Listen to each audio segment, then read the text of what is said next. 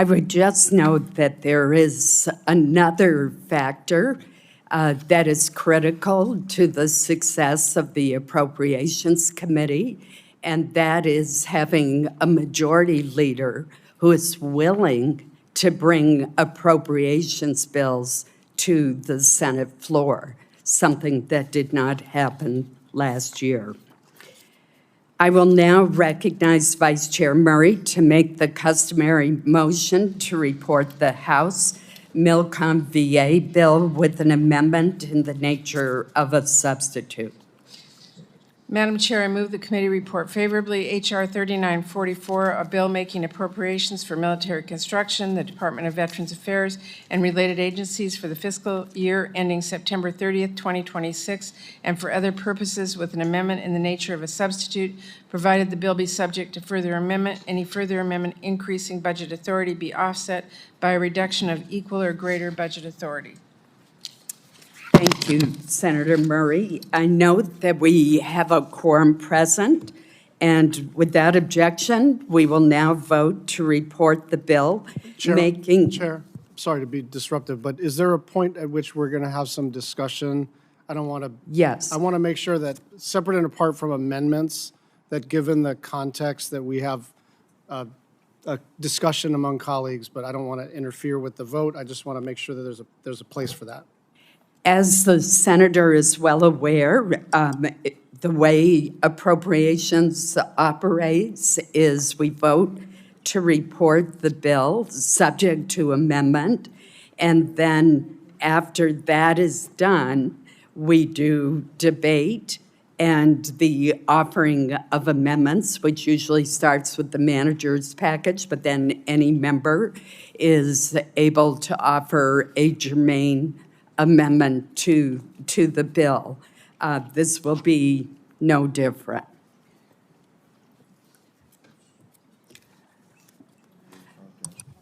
So the clerk will call the roll. Senator McConnell. Aye.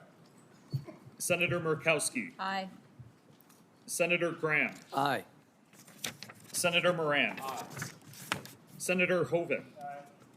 Senator Bozeman. Aye. Senator Capito. Aye. Senator Kennedy. Senator Hyde-Smith. Senator Hegarty. Aye. Senator Britt. Aye. Senator Mullen. Aye. Senator Fisher. Aye. Senator Rounds. Aye. Senator Murray. Aye. Senator Durbin. Aye. Senator Reed. Aye. Senator Shaheen. Aye. Senator Merkley. No. Senator Coons. Aye. Senator Schatz. Senator Baldwin. Aye. Senator Murphy. No. Senator Van Hollen. No. We'll have to see what the amendments bring later in this process. As we've discussed, this is a broken process. I mean, Okay, we do but I vote no. have debate during the midst of the roll call. Senator Heinrich. Senator Peters. Senator Gillibrand. Senator Ossoff. Chair Collins. Aye.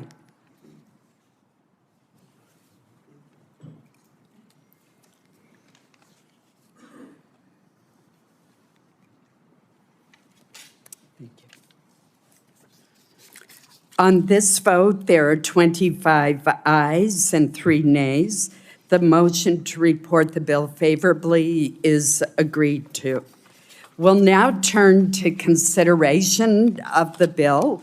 Again, I want to thank the subcommittee for working together under the strong leadership of Senator Bozeman and Senator Ossoff, and for producing a strong bipartisan bill.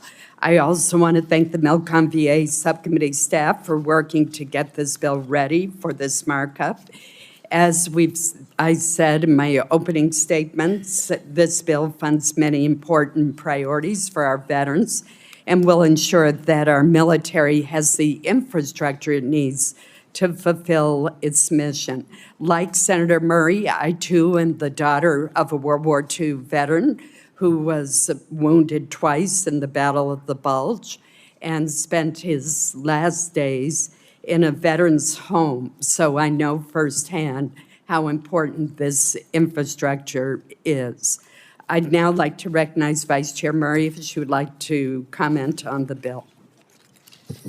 Again, thank you, Chair Bozeman, Ranking Member John Ossoff, for your work to put together a good Milcon VA bill.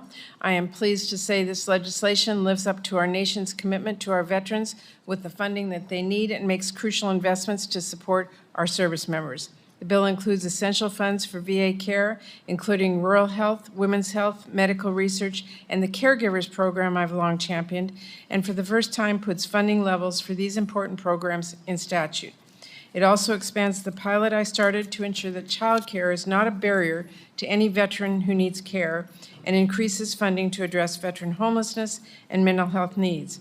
When it comes to supporting our service members and their families, there are investments for nearly 300 construction projects, including new family housing construction and child development centers. There are also investments to bolster our footprint in the Pacific and support our NATO projects.